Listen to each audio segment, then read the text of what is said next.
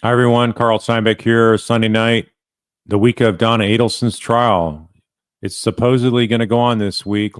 Got to see it to believe it. She's been in Leon County Jail for going on 21 months here, and the previous trial was aborted right before the day it was supposed to take place, and that was all because there was conflicted counsel. Charlie Roshbaum Charlie Adelson had Daniel Roshbaum, the same attorney that Donna had hired years previous to him being arrested. So the actions of these different lawyers in Florida never ceases to amaze me. There's a lot of really unusual stuff going on. It's this really crazy stuff that I'm not used to seeing. I wanted to cover a few things tonight because, as the title shows, there's a tangled web of Adelson lawyers. They thought they could keep a lid on stuff, and the more they try to keep a lid on stuff, the more that they're actually opening themselves up to exposure. So let's talk about some of that exposure action that we have here with the Adelson lawyers. Keep in mind, right before Donna's last trial was supposed to kick off, there was a motion to quash a subpoena that was done by Charlie's first lawyer, this David Oscar Marcus guy. And I didn't realize this. This guy is actually the same attorney that represented that Ghislaine Maxwell, having to do with that Epstein case that we've been hearing about in world news. So that's the guy who represented her, and she went to trial and lost and got, I think it was 20 years. So she's now in Texas in federal penitentiary. So this guy is trying to avoid being called as a witness in this trial here. It's really unusual. I've never heard this before, where a defense lawyer is called to talk about what they did on behalf of their client, and the client is part of a co-conspirator group. So he was representing Charlie, who's a co-conspirator of Donna. So they're working in concert, is what the prosecution theory is. So they're trying to show that Donna's Charlie's lawyer was acting to try to get a hold of the hitman's lawyer. So imagine that if you're an Adelson and you're totally innocent, and you find out that the hitmen are arrested, would you be having your lawyer right away call their lawyer to tell them not to cooperate, not to talk to the police? Why would you do that unless you're the one that hired them, right? So that's just how open and shut this is about Adelson's hiring hitmen to take out Professor Dan Markell there in Tallahassee over 11 years ago now. So it's really, really astounding that that they would have done something like that, trying to squelch the hitman. They should have had no contact with the hitman, but as a typical Adelson fashion, they think money can control things. And the lawyer that called up the lawyer for the hitman, Jim Lewis, apparently it was this David Oscar Marcus. Not sure. He's had multiple attorneys in the beginning, as I recall. So I do want to play this one here, this motion that we had here right before Donna's first trial, and this was before Judge Everett. So stand by here.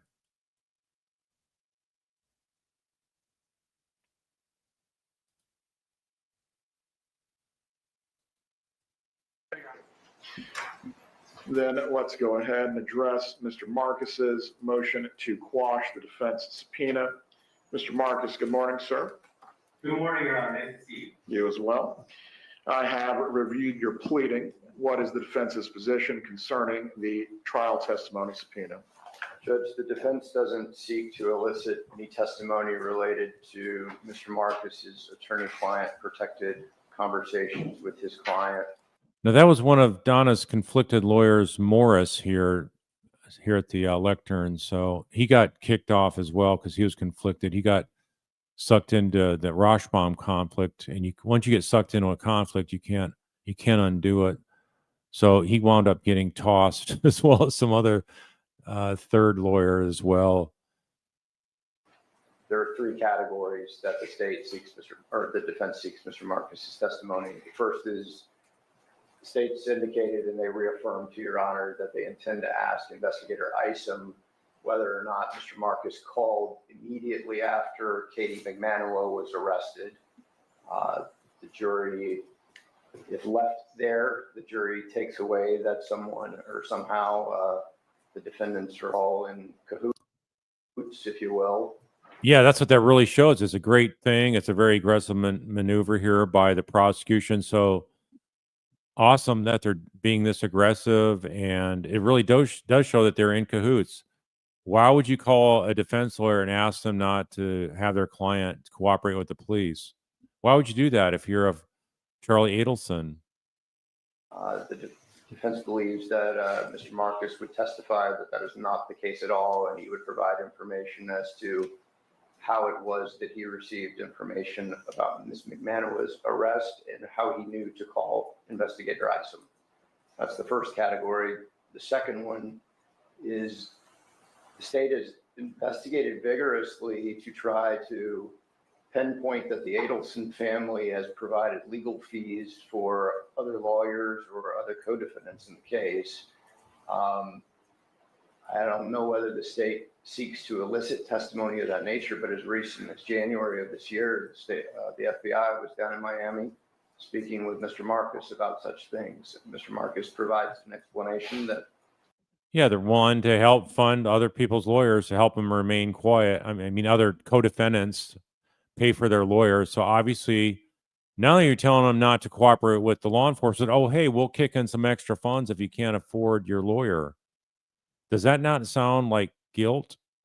doesn't involve attorney-client privilege. That didn't happen. Mr. Marcus made a suggestion of the potential legal strategies involved. Yeah, suggested potential legal strategy. Hey, well, if you need money to represent Katie McBanwell and the hitman, Markel's Professor Markel, who was gunned down up there in Tallahassee. We have no clue what's going on here, but we're willing to fund all the defense work, or as much as they come to us for, to make sure that they do not cooperate with the prosecution. But nothing ever came to fruition, and there were no discussions with any co-defendants or the Adelsons. And then the third category judge. Doesn't have to. Just the fact that you're calling up and suggesting these different things looks so bad. It's just something that folks only do if they know their clients are guilty, and they got to try to keep the other co-conspirators from talking to the police. There's a text message between Mr. Marcus and his client, Charlie Adelson, at the time, about him having seen or bumped into Katie McBanwell outside of his office. And there's a comment about something to the extent of it being a coincidence, but there was no conversation that was had. Again, if the state elicits that testimony in all three of those categories and it's left hanging, it goes unanswered. But in each circumstance, Mr. Marcus is able to respond, and I don't believe that it invades the attorney-client privilege. Mr. Marcus, I'll allow you to respond to what the defense is proffering. So this Mr. Marcus is on a Zoom call or a phone call here, so we won't actually see him. And why they would seek your testimony. Thank you, Your Honor. So I'll take the easiest one first, which is the last one. I had not heard about this text message between me and my former client, but that would obviously be privileged. And so any testimony regarding a text message between me and Charlie Adelson, I would not be able to comment on. So that, I think, is the easiest one. Let me take the other two. Let me ask you one question before you continue. Mr. Adelson has not waived any privilege with regard to you. Correct. You may continue. Thank you. Yes, I have not been informed that he's waived any privilege by him or anyone else.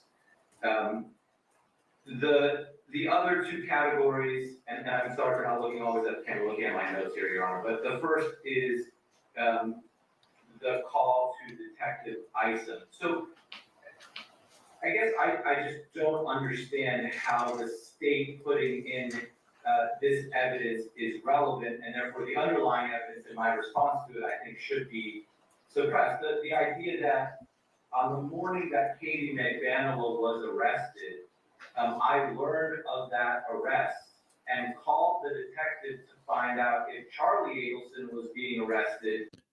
Right there. Okay, get this. This is massive indicator that your client thinks he's guilty of being the one that was hiring the hitman, right? With a middleman, Katie McBanwell.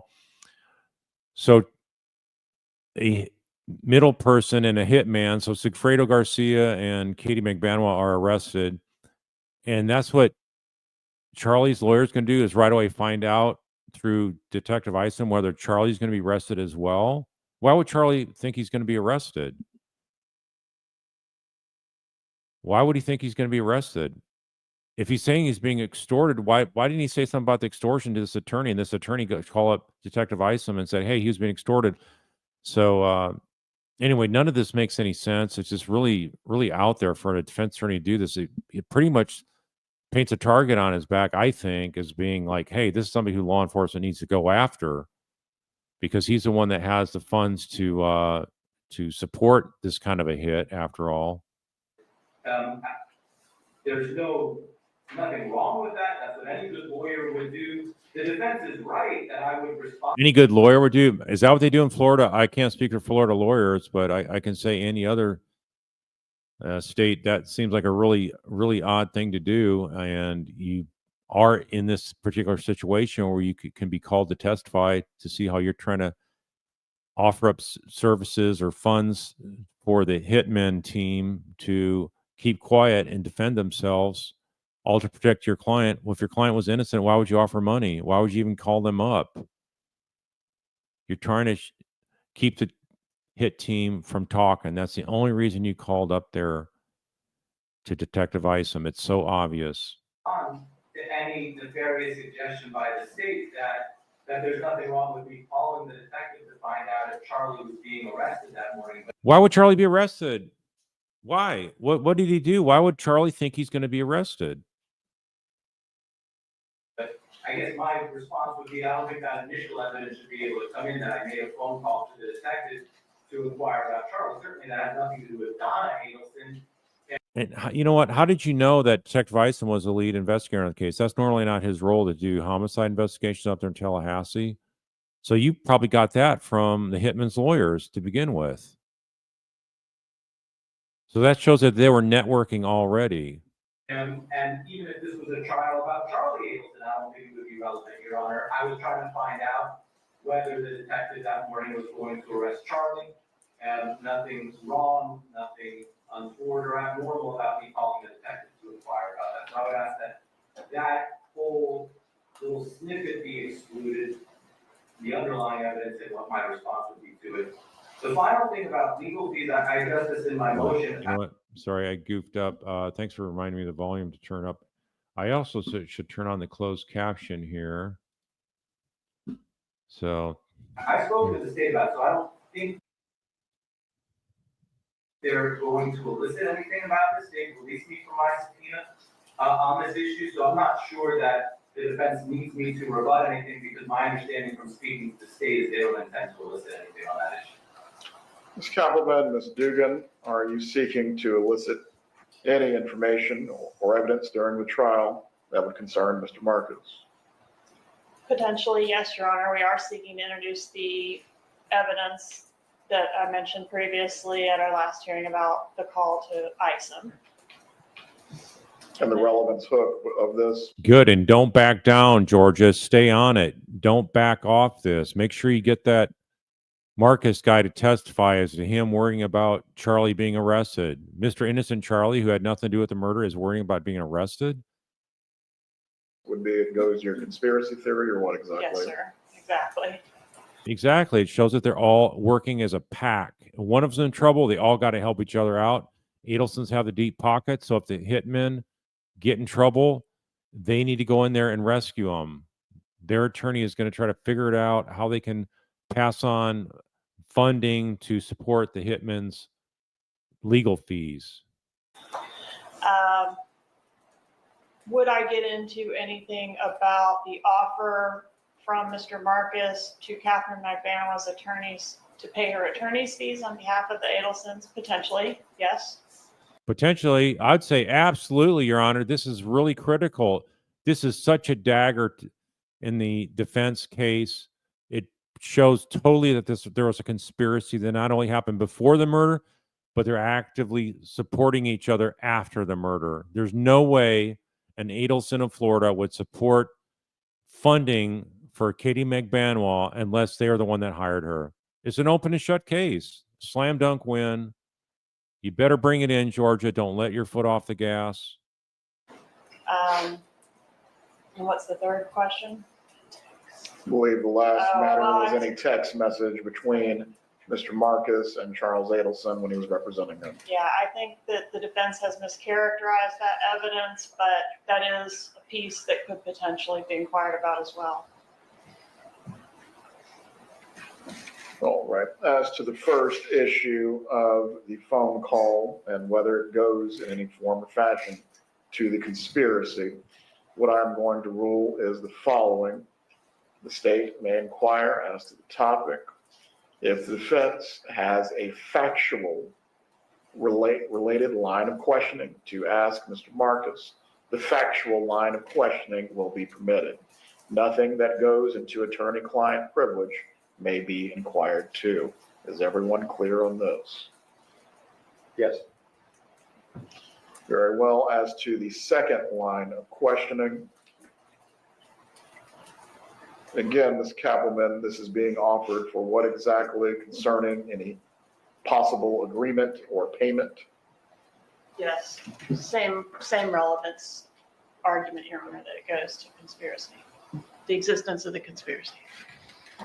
Right. As to this, were the defendants, well, I believe the privilege argument gets a little more thorny at this point. What exactly can Mr. Marcus offer that would not be privileged on this issue? That's a good question by the judge, because normally attorney-client privilege would not be, privilege matters would not be revealed. So let's see what Georgia has to say.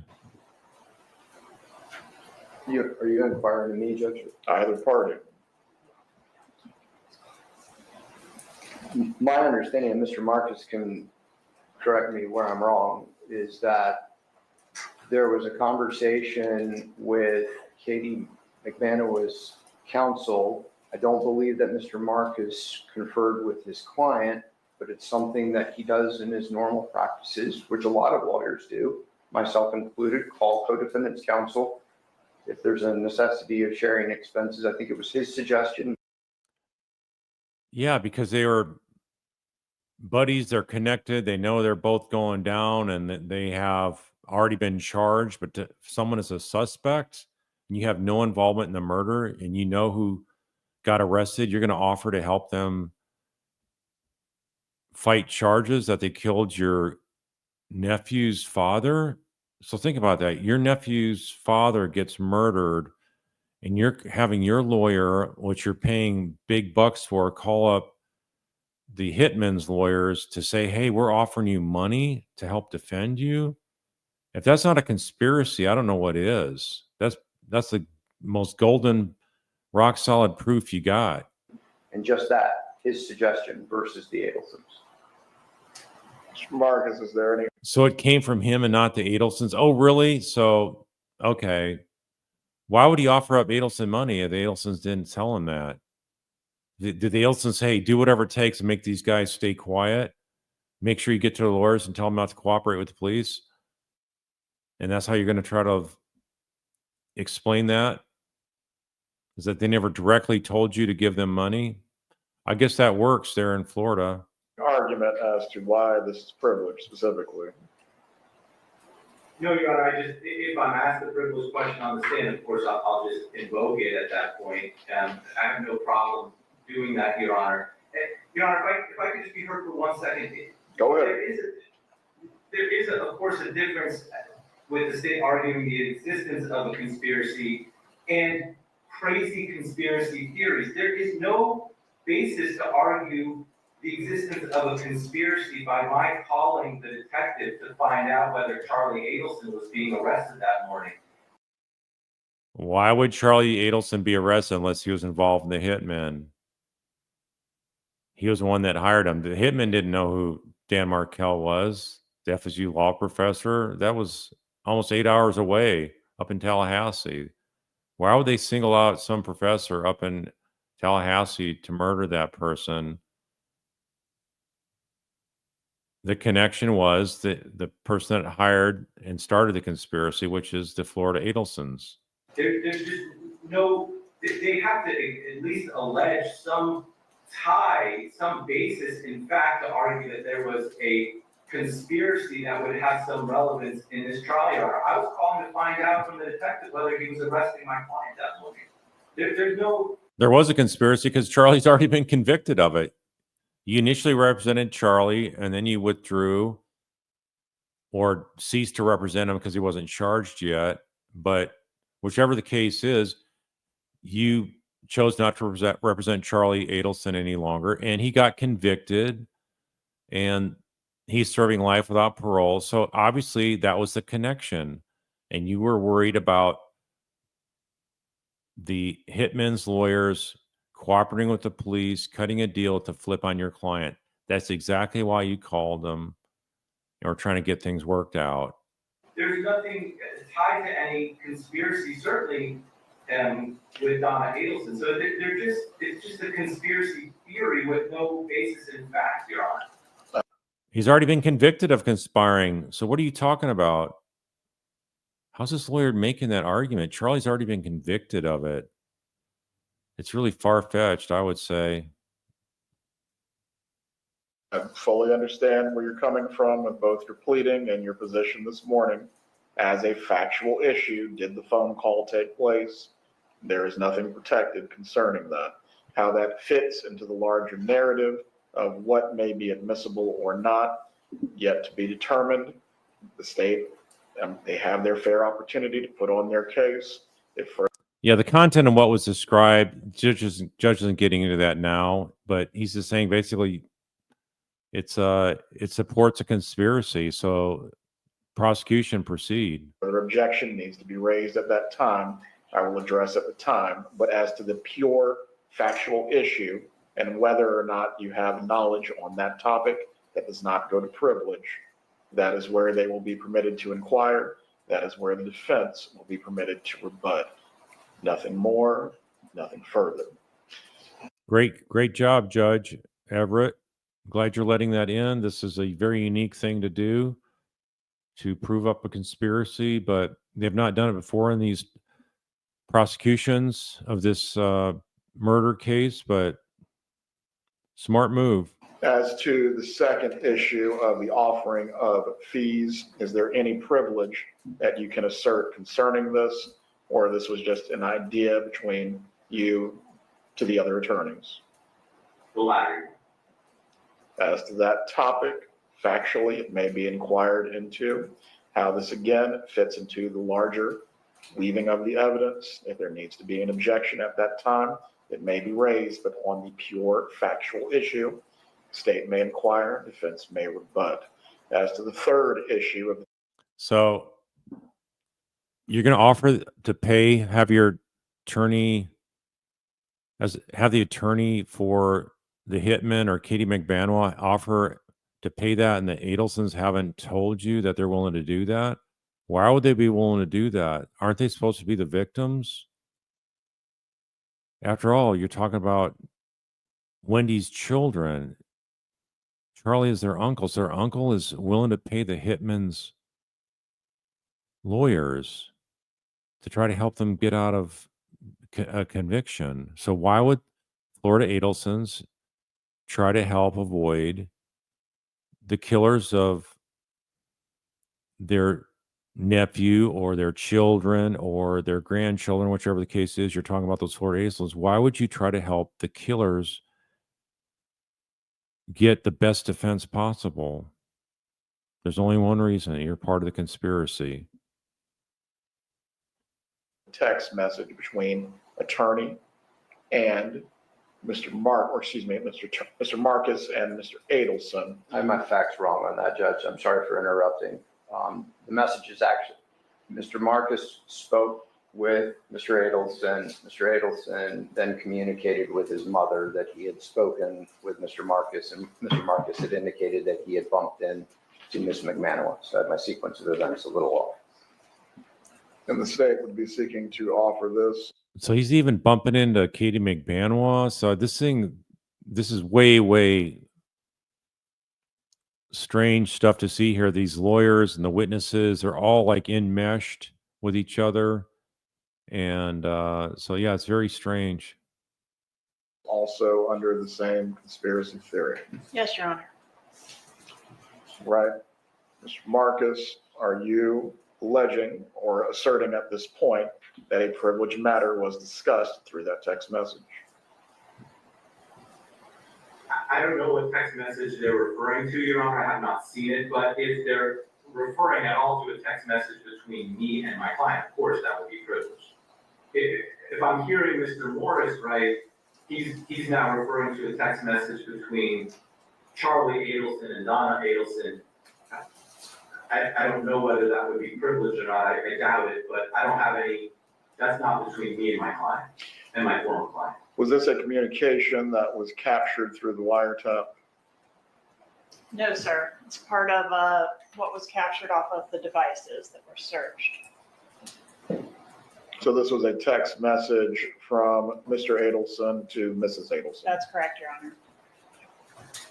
All right. As to that, Mr. Marcus, if it does not include any advice or opinions that you're providing to your client, Yeah, it's emails between Adelsons. It's not coming from an attorney or to an attorney. That's not attorney-client privilege. So, if there was no joint defense agreement concerning them, ultimately this can be argued as a communication between co-conspirators. It just merely mentions your name, if I'm understanding this correctly.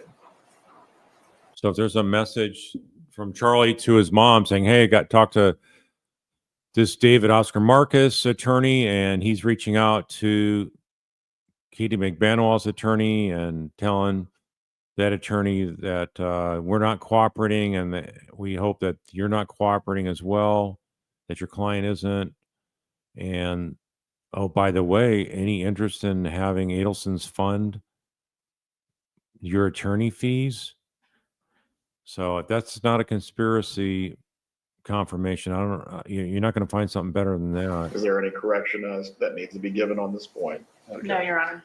Very well. As to that, the state may inquire as to the communication, as to anything that Mr. Marcus discussed with Mr. Adelson that may not be inquired into, but the substance of the text message, if the state in some way is going to argue this goes to conspiracy, they'll be given an opportunity to do so. If an objection needs to be raised, you may do so contemporaneously during the trial itself. So Mr. Marcus has a better opportunity to plan. The parties know when he would actually need to testify. I'm sure he has a very busy schedule, and we're not trying to create a hardship or inconvenience as it relates to his work and business. As soon as the state rests, the defense intends on calling him.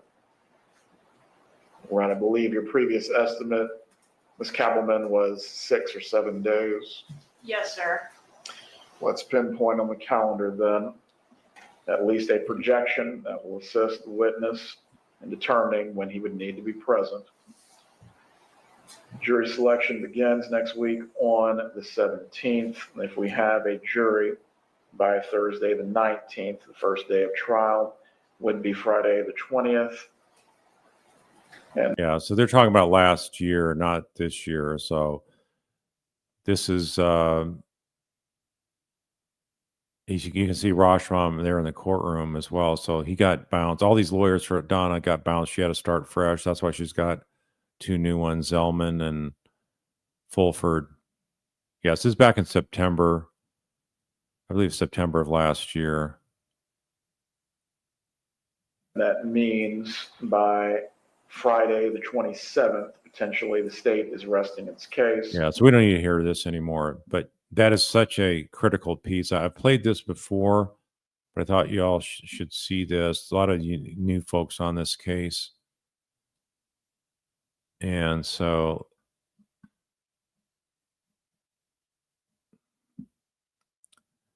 I want to see if we have.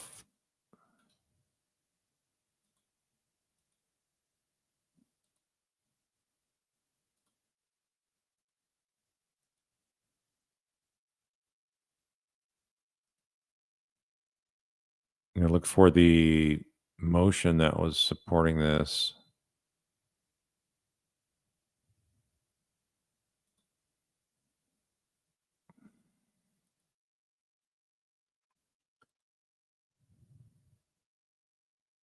I think it's on standby here.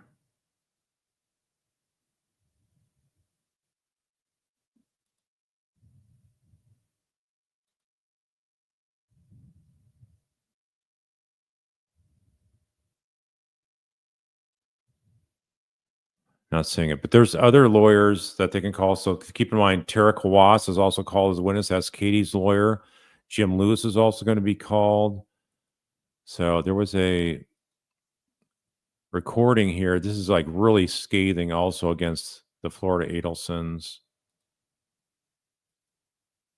Let me show you this here. This is from a different channel that posted this. This is Fancy Fiction.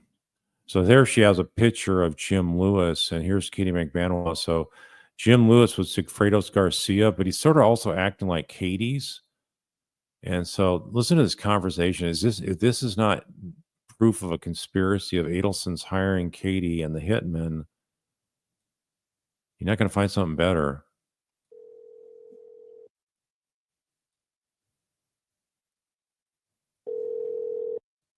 Hello. Hi, Jim. Hey, how you doing? Hold on a second. Holding on. Okay, good. I just wanted to know, are you back in town already? Yes, I'm here. Oh, okay. Are you going to be in the office today? I'm sitting here now. Oh, you are? Oh, okay. Yes. Something new come up? Something more? No, I was thinking if something new came up. Nope. Nothing? No, I know that the lawyer that I talked to is talking to Charlie, and that they're having conversation. Yeah, he's talking about this David Oscar Marcus. You can see this is recorded from the FBI wiretap on May 30th of 2016. The bump had occurred the previous month on the 19th, and Garcia was arrested on the 25th. Sigfredo Garcia, the trigger puller. So he was arrested just over a month. Just over a month after Garcia was arrested. And that I'm been assured that Charlie's not going to be talking to any police or anything like that. So. Okay. And what about me? Are they saying anything about me or like? Oh no, only that again it was about 9 o'clock at night last night again. That Detective Isom from Tallahassee calls me and says, "Well, are you talking to her? What's she gonna do? She gonna cooperate? We know a lot more than what she thinks we know, and she better cooperate. Now's the time, before she has to go to jail." We don't. What did she say? What did they say? That you better cooperate. They want you to cooperate now. In other words, they're pressing you, they're squeezing you, okay, to try to come up with information to help yourself. In other words, they're grasping at stuff, okay? They don't know what the situation. How do you know they're grasping at stuff? How would this attorney know that? He doesn't know what the investigation leads are. He doesn't know that the hitmen are on film, going to the premier gym, following down, that they have videotape of the vehicle leaving and fleeing Tallahassee, coming down on the Florida Turnpike. All this damning information. Why are you so confident that they're not going to nail your client, Sigfredo, as well as Katie? But they said if I don't, that I'm going to go to jail. They don't say that, but they insinuate that. You understand? They don't say it. They insinuate it. Okay. So he's just checking back on you to see, what it is that you're of a mode, of a mind to do. I know. I'm trying here to do my own little research myself, trying to backtrack everything. Yeah. So. Well, again, don't go back talking to people. That's not good. I don't want you talking to anybody and stuff like that. Okay. No, so he's acting as her lawyer too, and Sigfredo's as well. So he's both their lawyers at this point. Okay. So will you be in the office all day? No. I mean, like, are you going to be there till like around what time? Let me look and see. It's got to be getting about lunchtime, isn't it? What time is it? Yeah, it's actually my daughter's birthday today, so. Okay. I mean, if you want to give me a specific time this afternoon, I'll come back after lunch. Yeah, I guess like once we cut the cake and everything. Well, why don't you do that? Look, go do what you got to do. And like I said, I live 5 minutes from the office here. If you need to see me this Okay. afternoon for some reason, Okay. you'll call me and let me know. Again, I do have that hearing tomorrow with him. Yeah. No, it's just that which- I like, I don't want you to use or anything or whatever, but it feels like they're saying something else different from the thing, and then. I'm not saying anything different. They're saying that we want you to cooperate, and that now they. Yeah, Sigfredo's the hitman. He drove up to Tallahassee with Luis Rivera, who is a gang member friend of his from childhood. Garcia was Katie's significant other for the most part, on and off dating. They had 2 kids together. So the kids she's talking about are Sigfredo's kids.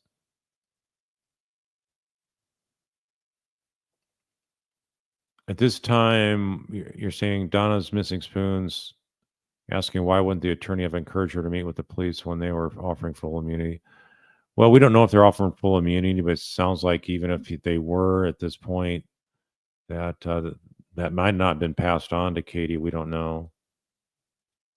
Consider now's the time. So No, but like it's saying that they had dropped the case. I mean, they dropped the thing on Friday, and he was supposed to be transported, but then doesn't he have a hearing on Tuesday? yes, that's what's keeping him here. Okay, but then how come they stated it was Friday then, that he was already being transported? Or maybe, I don't know. Who said that? No, they were looking to transport him. Oh, Okay, okay. but because I scheduled the hearing, that's why he's still here. Okay. Because I objected to them RORing him on that case without dropping the case. Look, he's by Tuesday, or not by Tuesday, but by Wednesday or Thursday, he's going to be on his way up there. There's no doubt about that. Okay. Okay. And again, I don't know if the cop that was kind of vague as to when exactly he's coming back down here. Mm-hmm. You're obviously the person that they want to talk to, that they think they can get the most information from. They don't know really who to approach in that family, but at least that family now kind of knows what's going on, and I know that Charlie at least won't be talking to him. Okay. So that's about all I know. Okay. Yeah. So in other words, don't worry about the Adelsons cooperating, and the Florida Adelsons, that is, none of them will be cooperating. So we don't need you to cooperate either. So if we all just hunker down, plead the fifth, don't cooperate with the police, that's your best chance to come out of this unscathed. Okay. I'll be working on Tuesday. I'm calling the Hollandale Police Department to see what. Yes, hoops. that's what I was going to ask you. When will they release that? I don't know. I got to call them Tuesday and see what hoops they're going to put me through to release that to you. Okay. All right. And Okay. also, regarding his bank account, like, I don't remember, like, how do I get access to it? Okay, so you Like, want me you're to going speak to, yeah. I'll like, speak to him tomorrow. Okay. Oh, you're What do going to you see him need? tomorrow? Yeah, he That's has to why, come to like- court tomorrow. I'm Did just you want to on come to court Tuesday tomorrow already. to see him? You could do that. I don't think he wants it. Like, I speak Okay. to him on the phone, but it's just, I think it's just too much. Everything's too Okay. much. Yeah, probably no real reason for you to be there. Okay. All right, so All right. I'll work on yeah, that, well, that's- and Yeah, so you're working on his case right now, right? yeah, Okay, but thank you gotta, No, because I you just know, feel like we have like a time frame of everything that needs to be done right away. there's no time frame. This is going to drag out for a while. Okay, just Oh, you have to know that if in fact they do come and arrest you, that you have to go with another lawyer right away, because that puts me in a conflict position where I can't represent you both. okay. Well, Bunny Heath has that viewpoint. Rashbaum never had that viewpoint. He can represent co-defendants on a murder case. So Jim Lewis understands at least that part of a conflict. So him talking to her already now, I would never do something like that. That's high risk maneuver, because you're basically giving advice to someone that you're hoping doesn't cooperate with the law enforcement folks and cut a deal, because that could hurt your client. So he's hoping Katie does not roll on the Adelsons or his client Sigfredo. Okay, and I have a kind of a lawyer picked out for you, Okay. if you want. But we're going to have to come up with money for him too. That's the way it works. These guys don't work for free, just like me. And when I take off, whether it's Wednesday or Thursday or whenever we have to go to Tallahassee, I told you I'm going to need another $5,000 from you. So start working on that, okay? Hopefully we get this money from Hollandale, and that'll help with that. Yeah, that's what I'm hoping. That's Yeah. my main goal. Well, again, there's no legal reason for them to hold it, but sometimes they put us through, hoops or stuff to get it. But there's nobody for me to talk to today, but believe me, tomorrow I'll be talking to them, okay? Okay. I All right. I don't want you to be gone when they approach me or something. I'm not going to be gone. I'm here. Okay. Look, they are not going to approach you right now because they know that you're not talking to them. Okay. They're waiting for a lawyer, whether it's me or somebody else, to call them. Yeah, so basically it sounds like he's told the police that he's representing both Sigfredo and Katie. So he was running that blocking operation, and then if she's going to get charged, then he's going to peel off. But meanwhile, he sounds like he's telling the police you can't talk to her because she's my client as well. And say, okay, she wants to talk. The only reason they would be approaching you now is to arrest you. Okay. So they Okay. Okay. I don't think they have enough to do it. Okay, unless there's something that they're just holding on and holding back. Of course, they're insinuating that they do. How can you say as an attorney that's really outlandish to sit there and say, yeah, I don't think they have enough. How do you know that? What do you know? They do not show you the file. And so, have you seen the file of Sigfredo Garcia? I don't think so. Mm-hmm. But I don't know what that would be. That's why I thought it was so important that we reach out to that family to see if anybody over there was talking or saying anything. And I know as of right now that nobody is. Okay. So that's what they're doing. See, this guy is trying to make sure the Adelsons aren't talking. The Adelsons are trying to make sure that the Hitman team aren't talking. So at least we don't have to worry about that. Okay. All right. Okay. Now, as far as attorney's fees, Sigfredo Garcia, his actual attorney that he wound up going to trial with was not this guy. It was a different guy. And he initially was giving $15,000 cash by Katie, but then no more money came forward. So he was switched to a court-appointed status. So he went to trial representing Sigfredo instead of privately retained as a court-appointed attorney. So, yeah, this is where did Jim Lewis get paid? Who paid him? Maybe it was an Adelson as well.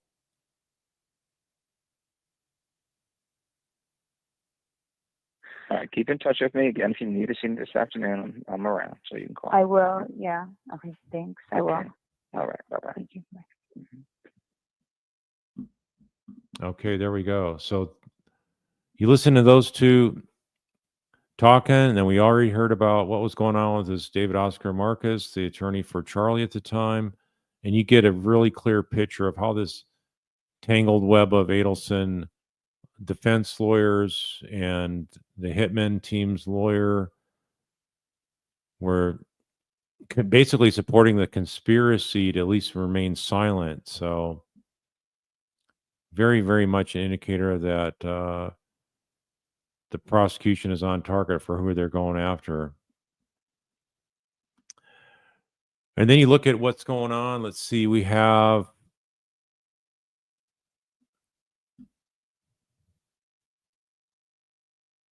this other motion that I talked about a few nights ago.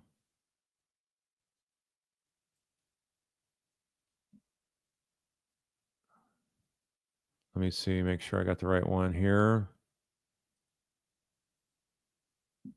Yeah, this is one.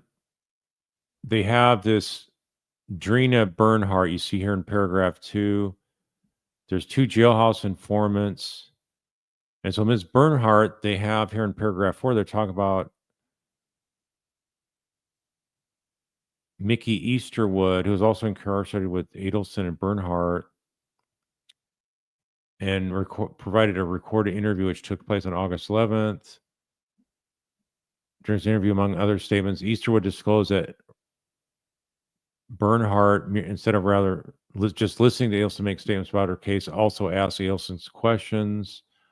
And so this Easterwood is trying to muck it up by saying that Bernhardt went beyond the instructions she was given by the investigators, Investigator Newsom and Special Agent Pat Sanford of the FBI. So this came out, I think it was 2 days ago. And if you look at this Easterwood's court file, let me pull that up here.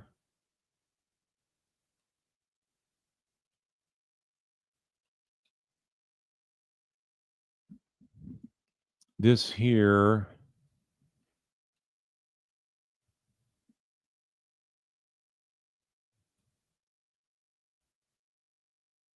almost ready to get there as well. Stand by.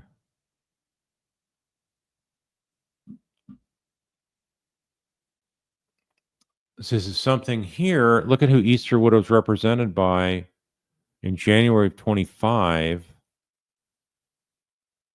None other than the Tim Jansen, who's meeting with all these Adelson lawyers all the time, including Wendy's lawyer, John Laurel. We know he's talked about going to lunch with her.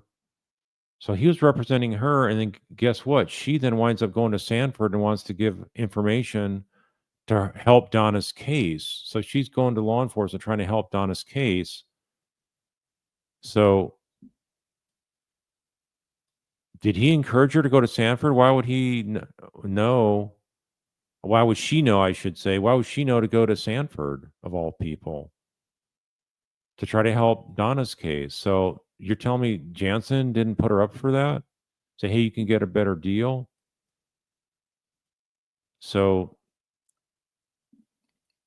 think about it. That's why this past week, my brother's been posting a lot of shorts showing how Jansen was in line talking about how Donna's guilty, how Wendy's guilty, and then suddenly, after 2023 and the late middle fall timeframe, then all of a sudden he starts saying things the opposite. And so, and now he's working this client right here to try to help these informants lose some credibility and maybe try to get the informant information suppressed. So this is really getting sticky here, folks, with a lot of stuff of lawyers tangled all around this Adelson fiasco, as I call it. So Bernhardt obviously has a lot of criminal history, just as this Easterwood does. And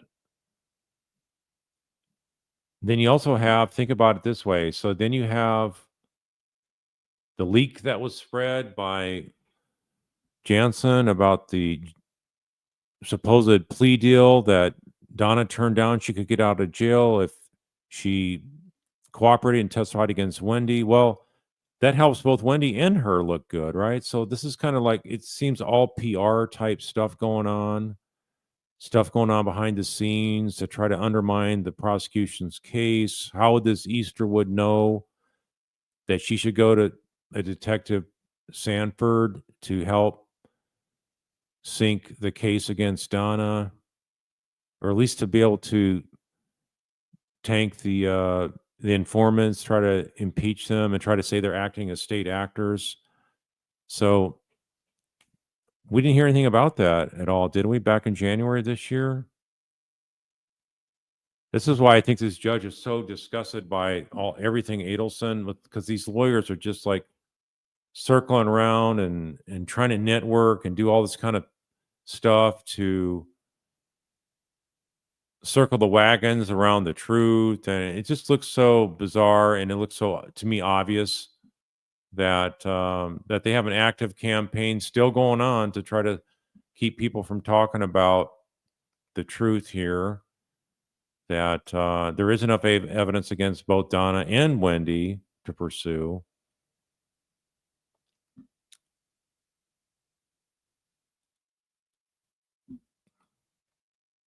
And then keep in mind also, we have this issue.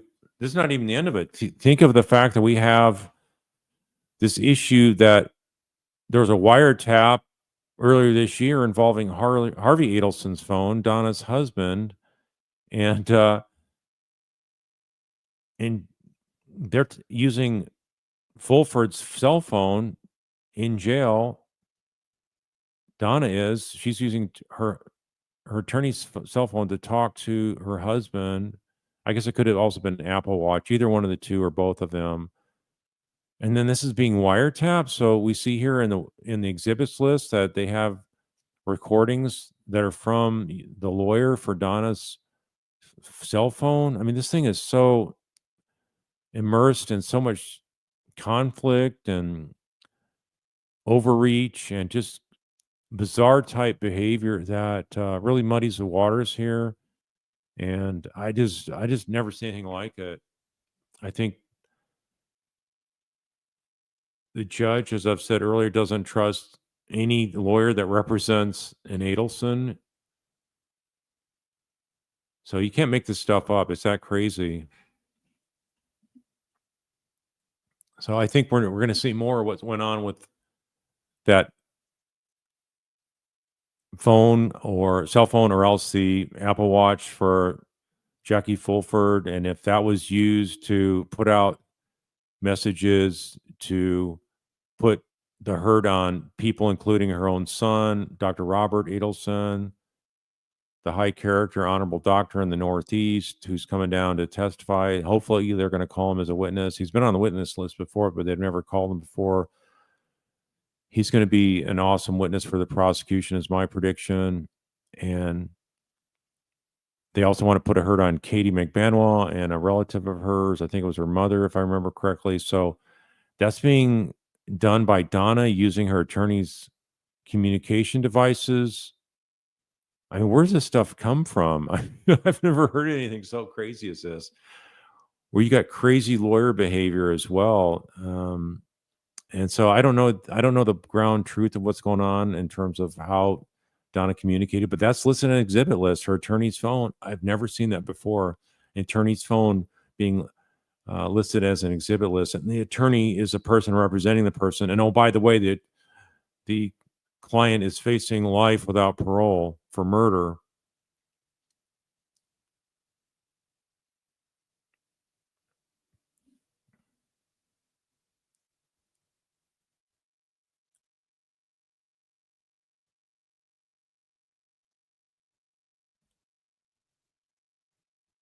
So yeah, that's my question, is that I think there's some conflict issue, if that's true, about a device of one of the attorneys being used to communicate, and there's misconduct done by the client, and you're providing the means to talk to other people. Why would you allow your client to do that?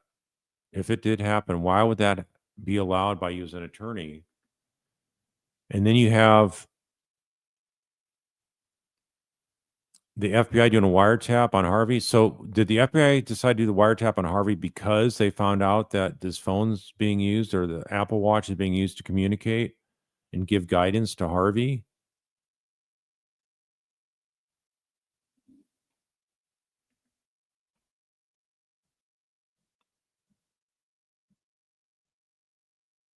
So anyway, I think one of the things I see going on here is, as bizarre as the Adelson plot was, the attorney behavior for so many of these characters is just as bizarre on a different level. But from what I'm used to seeing for lawyers and their behavior, I just don't get it. I don't get it why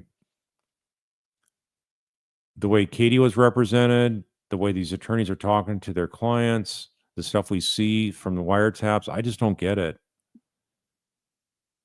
But I think that when you have clients with a lot of money, I think attorneys maybe don't do the normal things that they do for low-paying clients.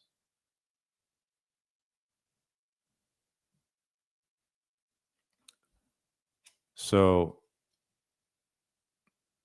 yeah. So this appearance, I don't know if I clarified that. So this appearance by Jansen, that was initially reported by the Deep Dive True Crime channel. So I got to give credit for that. That's not something I researched on my own. So Jennifer Rank, you're saying this case really proves that if you can pay a lawyer enough money, they'll literally tell you what you want to hear. And Charlie's testimonies are literally graded by his attorney. Yes. So that's what I've been saying for a couple years now, is that it's sort of like the inverse. The more money a client has, it's sort of like the less likely you are to get the truth from that attorney. That's something I've seen in my career, and I don't think it should be that way. But what it works out happening is you have a client with a lot of money, and the attorney, if they start saying, hey, look, you got a horrible case, you're never going to win if we go to trial, people with money don't want to hear that. They want to go to the attorney that's going to say, oh yeah, we can win this case, give me $1 million, we'll fight this thing. A lot of attorneys in the criminal defense field will actually say, yeah, I can win this case. They'll say that to get the money in the door, and then as it unfolds and they realize that their client's going down the river, they'll say, well, yeah, facts have changed, and I thought I could win this case, and you didn't tell me about X, Y, and Z. So in this case here, has Donna been told she's going to get convicted? Have they had that conversation with her? We'll never know. But from what Charlie said in the jailhouse calls after he's convicted, he was saying that his attorney Rashbaum told him all he had to do was score a 70 on his testimony, and he was going home. And after he testified, he's saying that Rashbaum told me he scored a 95. So Charlie was all packed up, ready to go, gave his commissary stuff away, even gave his tuna, the prize tuna that is like the top thing for the inmates there in Leon County Jail. He gave his tuna away even, and then guess what? He was convicted. And after he's convicted, he's like, he had none of his commissary and nobody give it back to him. So anyway, yeah, this is, I think that for multiple attorneys to be called to the witness stand and be testifying as to what the Adelson lawyers were doing to try to get their clients to hush up and offering money, I think that's awesome to see. Very aggressive for the prosecution. It's so rare. I've never seen this happen before. And maybe it is routine down there in Florida. After all, we saw at the lectern there, the attorney for Donna, Robert Morris, he was saying this is routine for attorneys to do that, call and network with other co-defendants. Well, it's one thing if they're already charged as co-defendants, but if they're this mere suspect, one's a suspect, the other one's charged, that to me is like really dangerous territory to do that.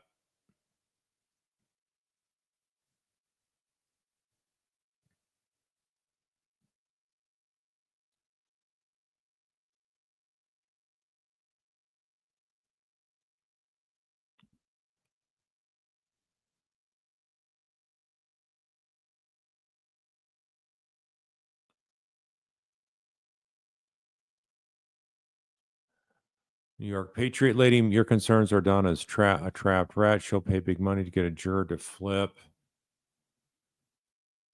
I don't see that happening. And if you get one juror to flip, okay, that's one juror. Are you really going to get 12 to follow that, or the other 11 to follow that person? So all 12 will acquit you? No. The best you could hope for, if you pay somebody to vote in your favor, is have that person vote in your favor. Maybe they could talk a couple other folks to do it, but having that affect all 12, I just don't see that happening. I don't think the Adelsons have those kind of connections anymore anyway. They're not from there.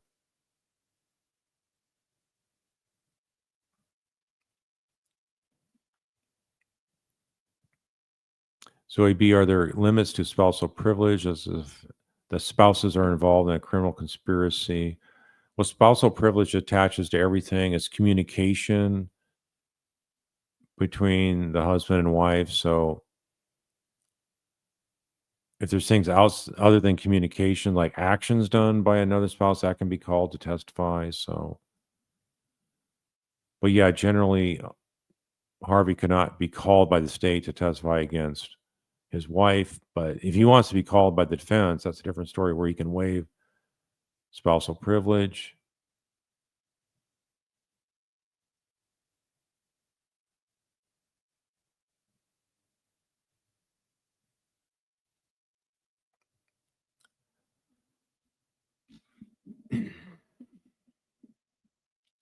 That's not a stupid question. IBL, will the jury be privy to all the others convicted?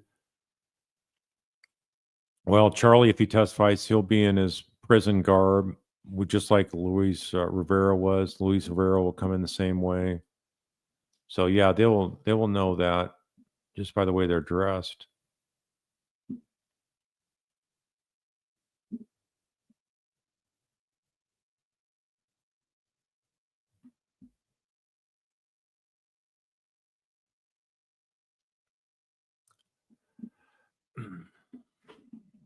Dreamscape, you're asking, is Jansen angling to get the Adelson client? I would think he has a huge conflict of interest issues. Well, just stuff he said that was along the lines of supporting my indicators of involvement in Wendy Adelson. The fact that he's backtracked on so many of those or all of those after initially agreeing with most all of them,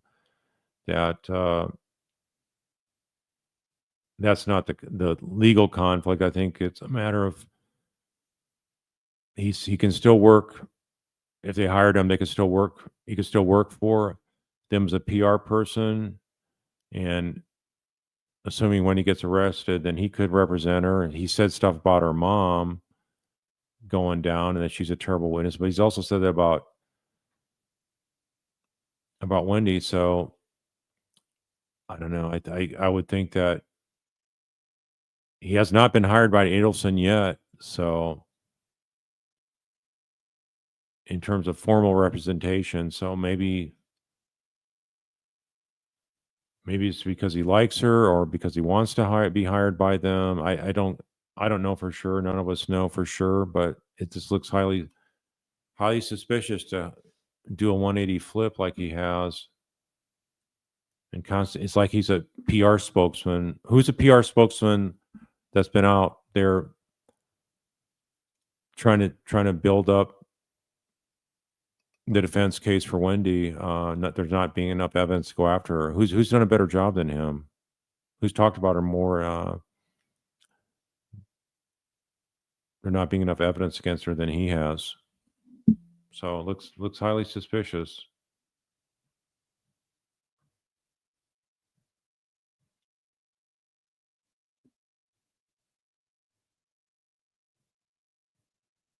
Yeah, there's just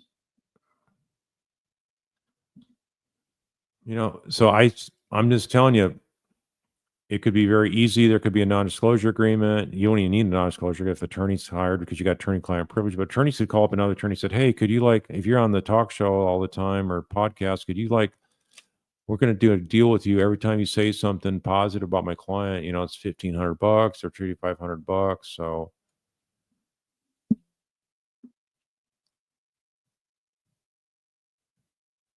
anyway, the reason I speak out is because I just don't want to.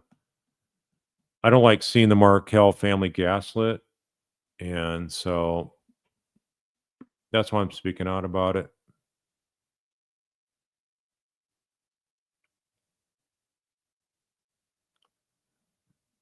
So, for example, let me also tell you how it works. So, for example, if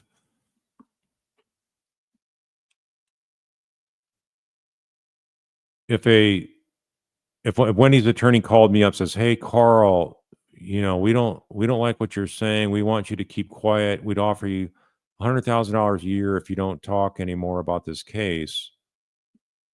Guess what? I couldn't come on there and talk to y'all and say, "Hey, guess what? I was just offered this money." I couldn't. That's attorney-client privilege.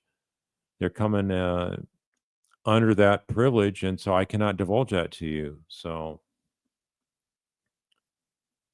and if I was actually hired to say pro Wendy Adelson stuff, then guess what? I could not say, "Oh, by the way, I'm paid to say this." So if that's part of the arrangement, you cannot say that we hired you. Then guess what? I would not legally be able to say that I was hired to say good stuff, good PR stuff for Wendy Adelson. Wouldn't need a non-disclosure agreement. Just attorney-client privilege would kick in.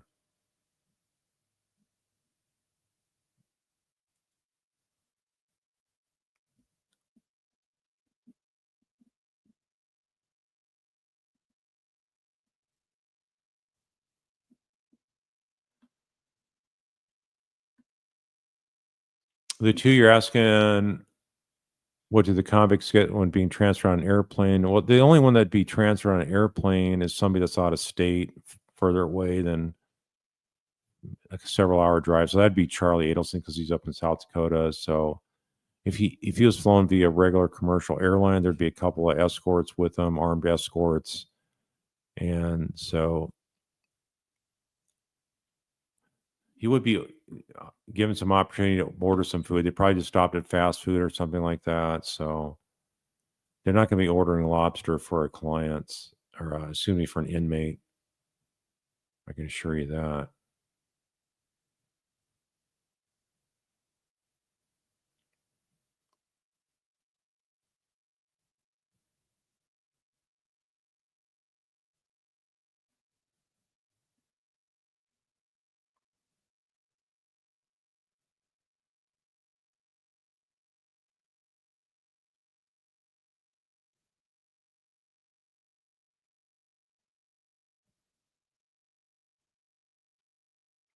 No, Andy, we don't think Sigfredo would be testifying. There's no indications. He's listed on the witness list just in case he decides to cooperate, but that's another weird one.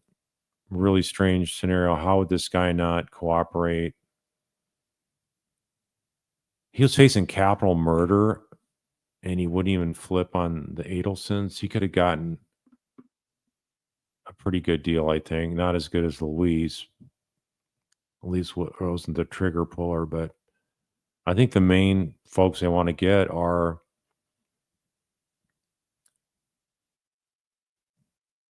Wendy and Donna and Charlie. And Harvey should be in that batch as well.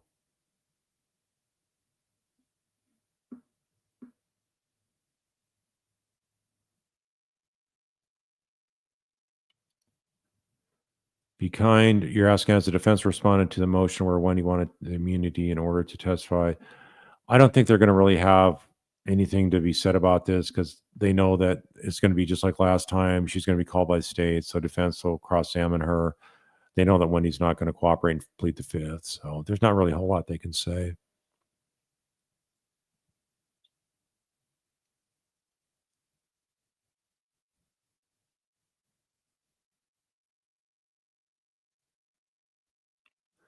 John Smith, even if you turn them down, you still couldn't disclose that you had an approach. Is that what you mean?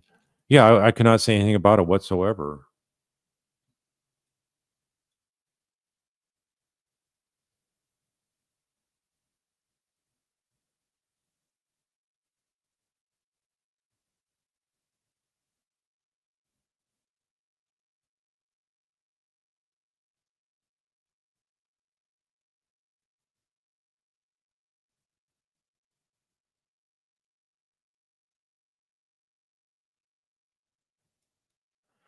Andy, why did those wiretaps get in Charlie's trial? Will we assume? Yeah, the Donna and Charlie conversations, they're trying to flesh out the conspirators. So it worked beautifully. So yeah, they're going to bring that in. That's the most damning evidence against her.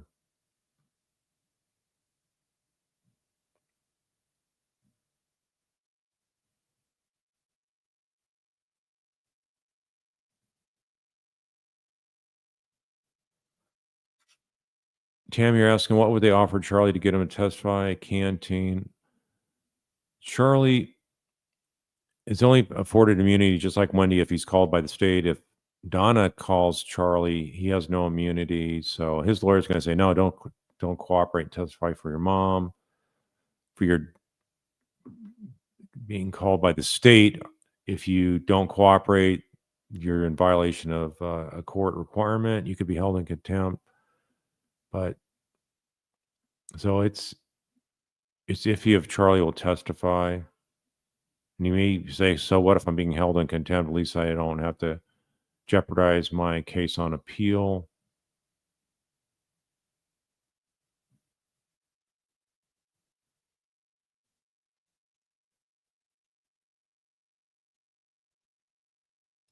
Bubsby, I don't understand why Georgia didn't consult lawyers in Florida's AG's office regarding the Rashomon conflict issue. I find it unfathomable that appellate attorneys miss this issue. Thoughts?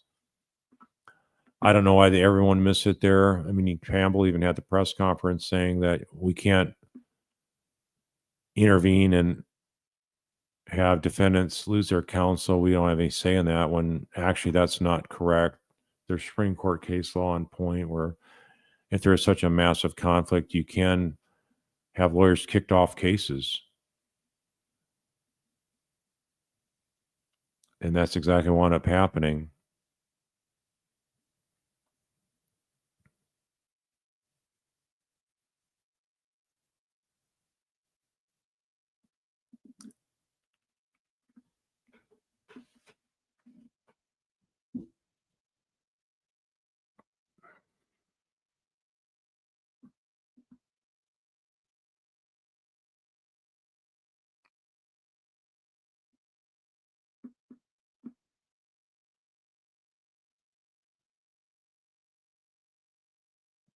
Yeah, Harvey. It's going to be interesting to see Carvey at the courthouse there. Yeah, there's a hearing tomorrow on these motions for Wendy. It's not going to be a big deal. And there's other motion about the informant and Jim Jansen's client, Easterwood. So that's going to be heard tomorrow at 1:30.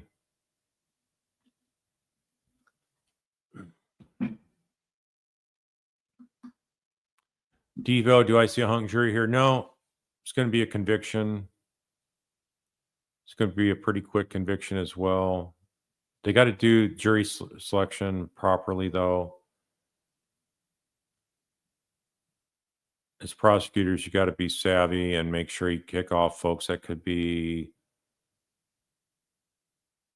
of the wrong mindset. That's the only reason Katie had that mistrial. She had a hung jury. There was one holdout,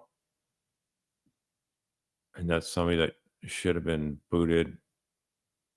So I just got to screen them properly, and they'll be fine.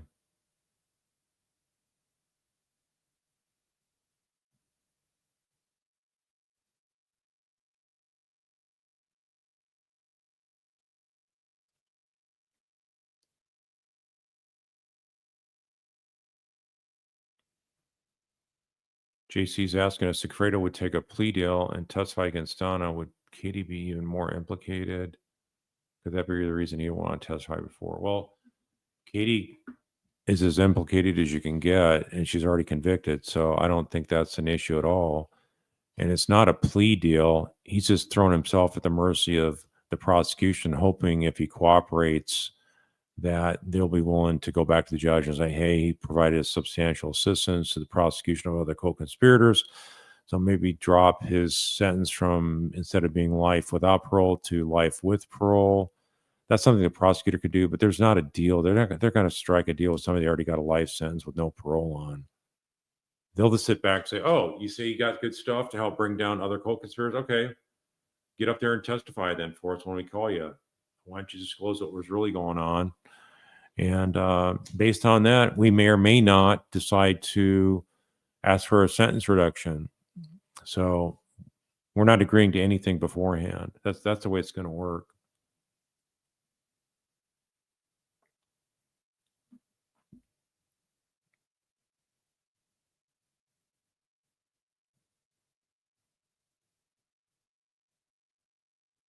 The two you're asking what would be brought out in Donna's trial, that there was a hit on her own son, Rob, also Drina's mom, Kate, and others. I would say that this will come out. It shows consciousness of guilt. And assuming that these are things that were put out there, they have reliable information, accurate information in the eyes of the prosecution, then they should bring that kind of information forward.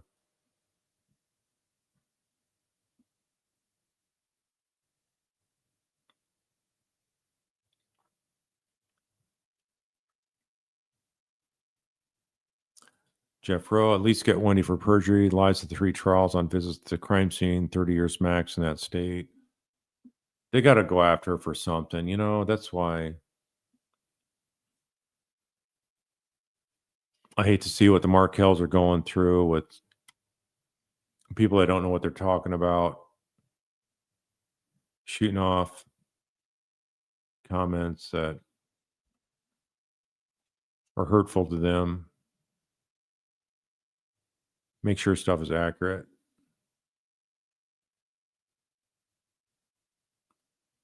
Jenny Canton, you're asking what time it's supposed to be started. It's like 1:30 Eastern Standard Time.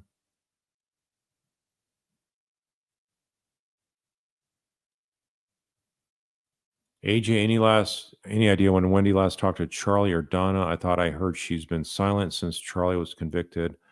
That's my understanding, is that she has not talked to Charlie or Donna whatsoever. She's terrified to talk to them because they may say some stuff that comes back to hurt her case, her future case. Yeah, I think Harvey's going to be there.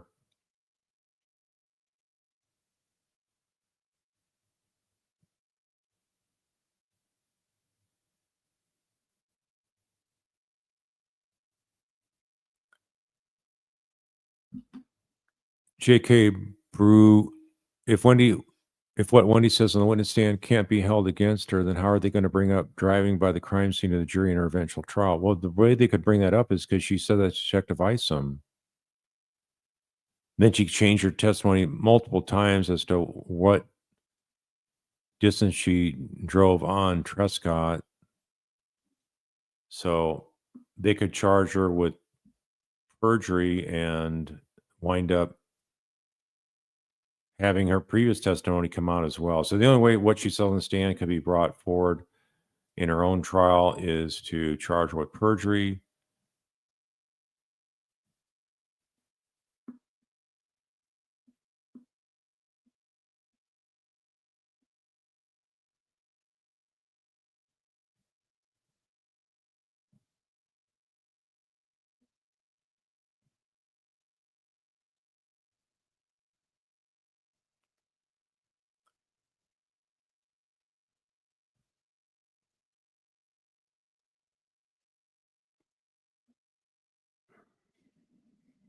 Optimus, you're saying, what is our level of concern if Wendy finishes on the stand and manages to hightail it back to Texas, Colorado with no imminent arrest? I think the real issue would be if she's not arrested by the end of the year. That's the real test. May not be ready here in a couple weeks, but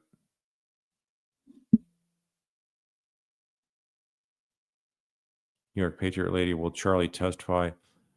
I'm thinking his appellate attorney, after Charlie gets information from him, will decide not to testify for his mom, but it's probably a 50-50 deal.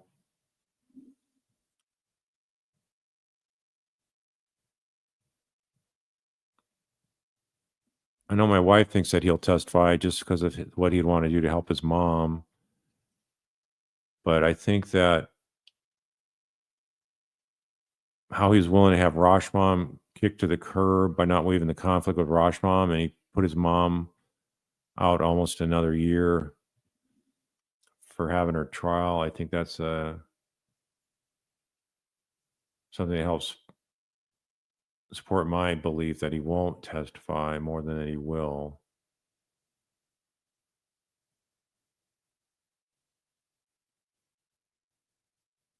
What do y'all think? Do you think he's going to testify?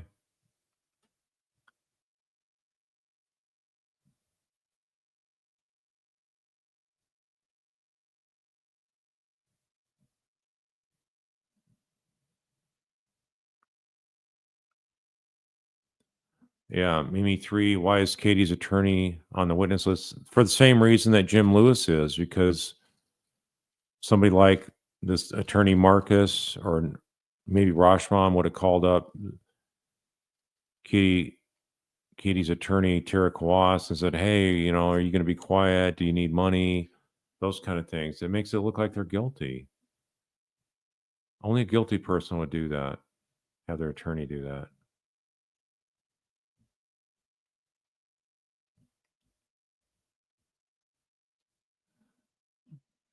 Breaking mainstream, will the jury selection be televised? You know, last time, just the stuff in front of the large setting pool of 50 was televised, and then when they went into a smaller room to do more of the one-on-one, that kind of stuff was not televised. So more of the generic type stuff will be televised, but most of the time is going to be spent doing the one-on-ones.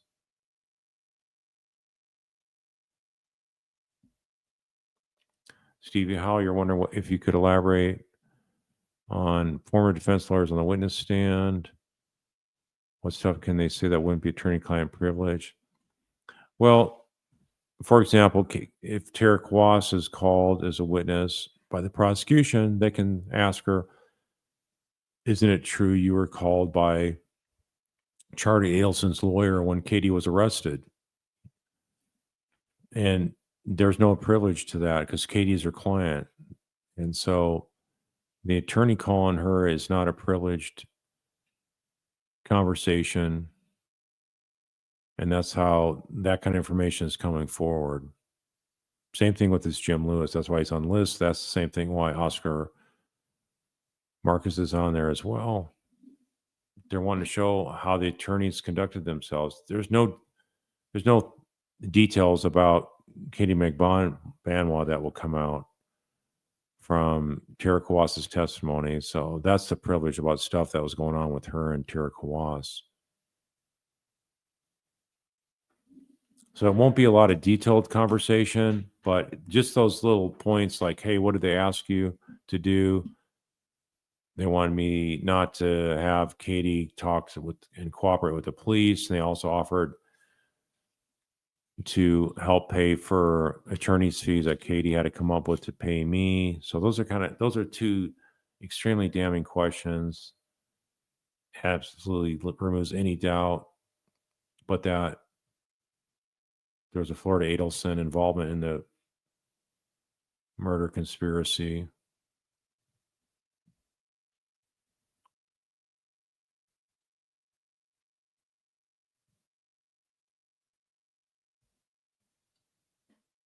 Tam, why don't they just broadcast the lawyers weeding out the jurors and just not show the jurors? Well, because there's a lot of personal information that can come out. There's stuff that can be embarrassing, and so they just don't want to broadcast that publicly. Maybe they're a victim of a crime. Maybe something embarrassing happened with their families. There's a lot of embarrassing private stuff, and so it's trying to protect the jurors from embarrassment.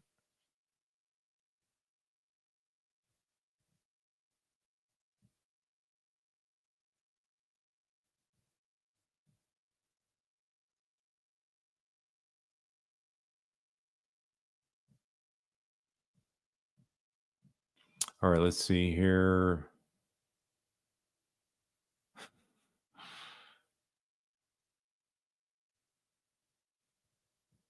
Yeah, it is shocking Wendy hasn't been arrested yet.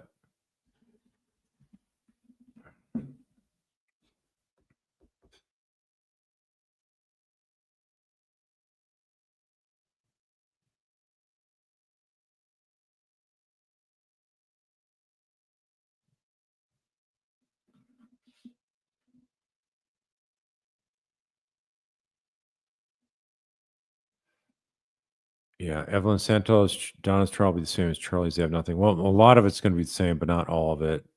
It's probably going to be 80% the same. Bupsby, the most astonishing fact, Katie rejected the plea offer. That is indeed one of the most bizarre things you'll ever see in criminal law.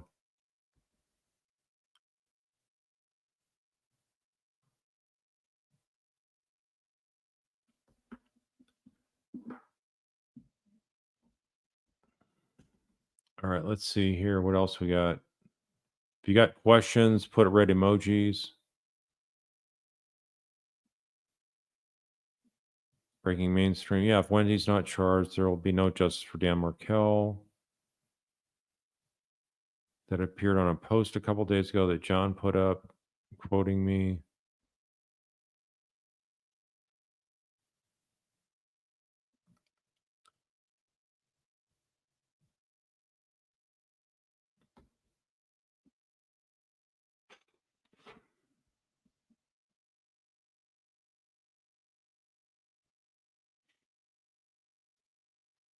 Yeah, we just gotta pray for justice to be done here for the Markells. I mean, what they've been through on this case is unbelievable. Unreal.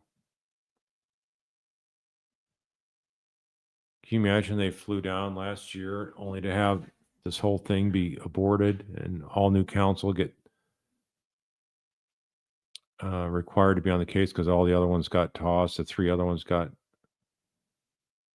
either forced to be removed due to Charlie not waiving the conflict that Rashbam had with between him and his mom, and then also the other 2 attorneys, Morris and the other younger attorney, got kicked off as well by the court order.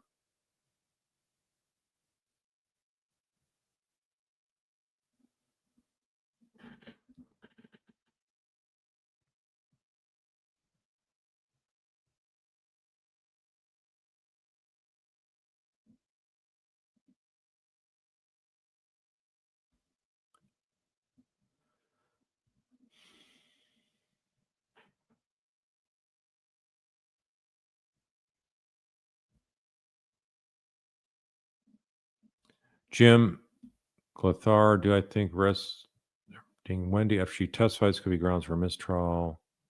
Courthouse trial and gossip. I can imagine the jury will hear about the arrest. Well, they already know about Charlie being a convicted co-conspirator with his mom. So when he gets arrested, I don't think that'd be any kind of grounds for mistrial. I think that'd be a great move if they did that, but I don't think they're going to be that aggressive yet.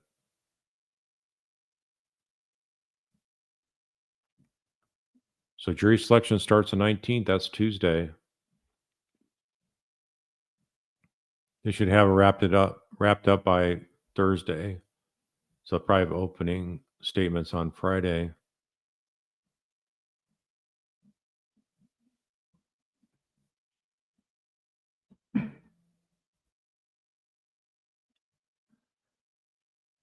Amanda Jane, why doesn't defense call Harvey to cooperate? I think that is very much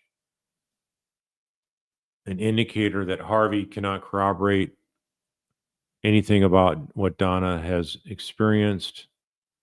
I think it shows how weak their case is. And I think him sitting there is going to get a lot of folks from the jury looking at him and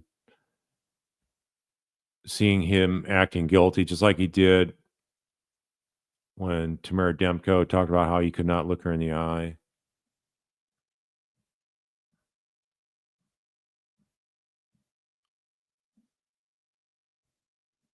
Yeah, and think about Donna. Donna's going to look guilty. The hatred of her for anything having to do with Markells, that's going to be coming out loud and clear.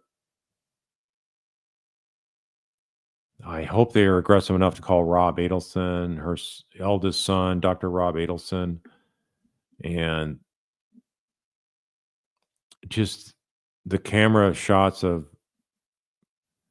Donna when somebody like that is testifying, somebody like Wendy's testifying.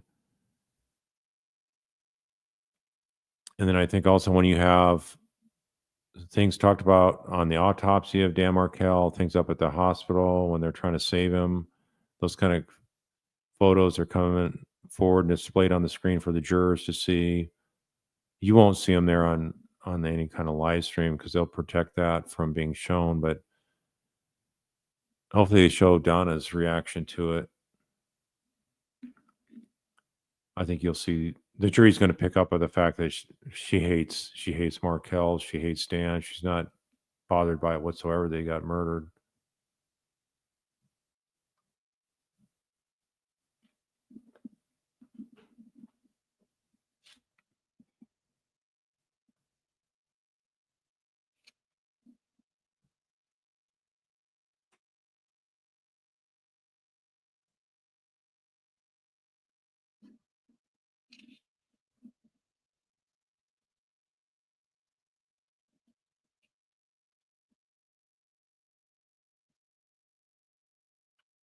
CC, you're saying Katie's attorney made a statement after the hearing that her clients, Katie's family, paid her fees. Wonder if she'll change her story under oath.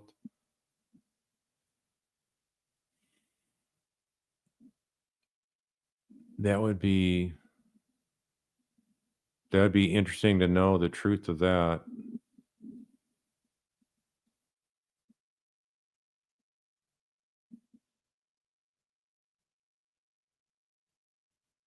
Yeah, how many times that Markel's gonna have to come down to Tallahassee?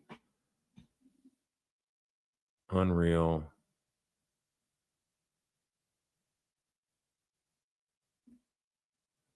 Maria B, how much new evidence do you think we'll see that we didn't see in Charlie's trial?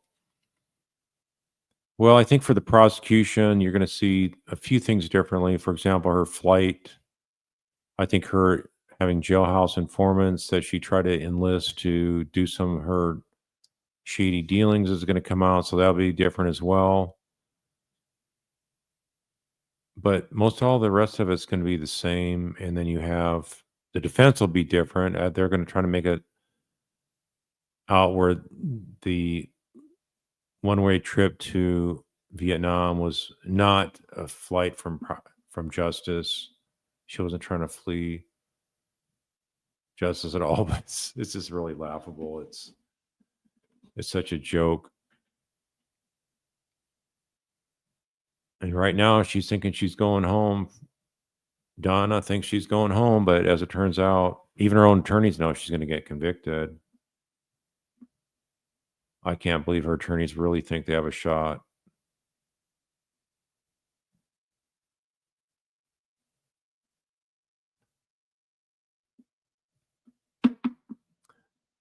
Jim, as asking whether I'll attend opening closings. I won't be there with Leslie, but I think you'll see John there at opening and all the way through closing. George is talking about putting on only 5 to 7 day trial on the case in chief. So this might be done before CrimeCon hits in Denver. So just wondering how I'm going to cover this live stream day by day, and then when is the closing going to happen? I'd like to make it for us to fly out there and meet up with John for closings, but I'm not sure if we can do that before we go up to CrimeCon.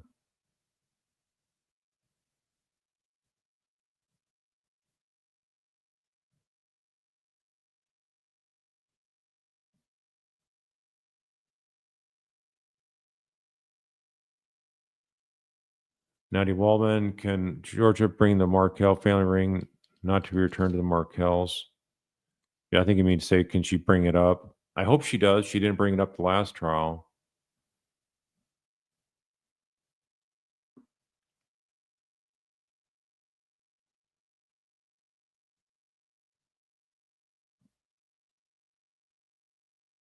David Leo, I've been talking about that. You're asking why is Ruth not testifying? I think a minimum Phil or Ruth should talk about what a great son they had.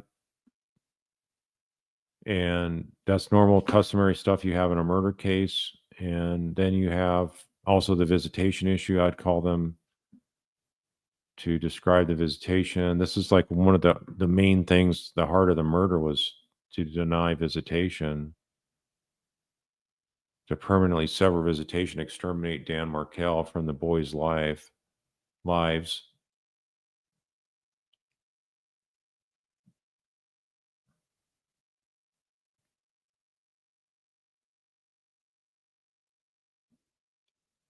Well, Moon, if the state has new stuff on Wendy, can Georgia reveal any of it when questioning Wendy on the stand?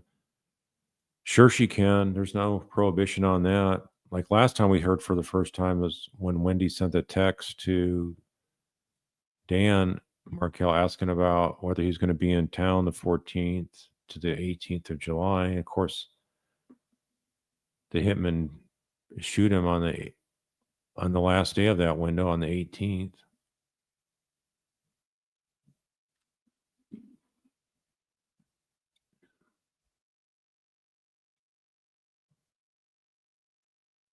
Now, Ruth would testify if they asked her. That's even if she couldn't sit there and watch the rest of it. Look at like Karen Reed.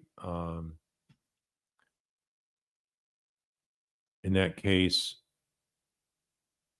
Peggy, the mother of the deceased boyfriend was able to watch the whole trial after she testified. That's normally something that defense counsel will allow an exception for, is to have the parents and maybe a sibling of the deceased be able to sit through the whole trial. So yeah, they could testify early and then sit through the rest of the trial.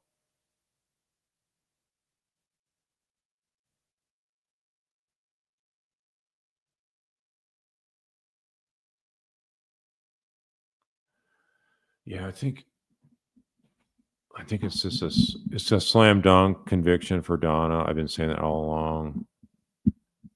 I heard a couple of lawyer podcasters won't even commit to whether she'll get convicted or not. I'm not afraid to say she'll be convicted.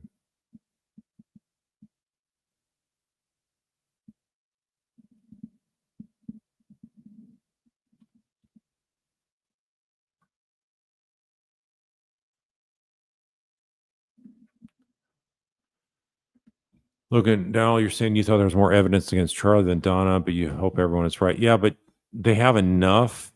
They have different types with Donna than Charlie. So Donna has the flight from prosecution, as well as what she was doing behind bars, trying to intimidate witnesses, obstruct justice, that kind of thing. So they're both strong.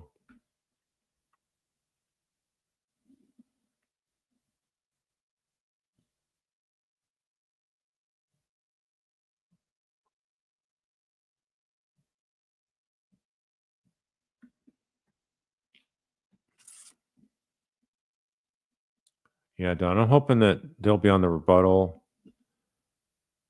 They don't list normally rebuttal witnesses. Some states require it, others don't. So I think here it'd be nice if there were rebuttal witnesses.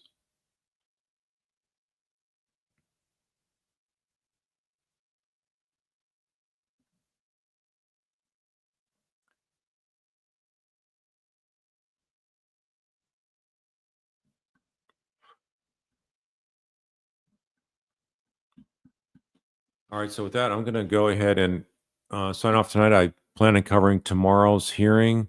I'm going to try to do it live stream when it actually is occurring. So if I can get a good court feed on that, and I have availability tomorrow for that, it'll be 12:30 Central Time, 1:30 Eastern,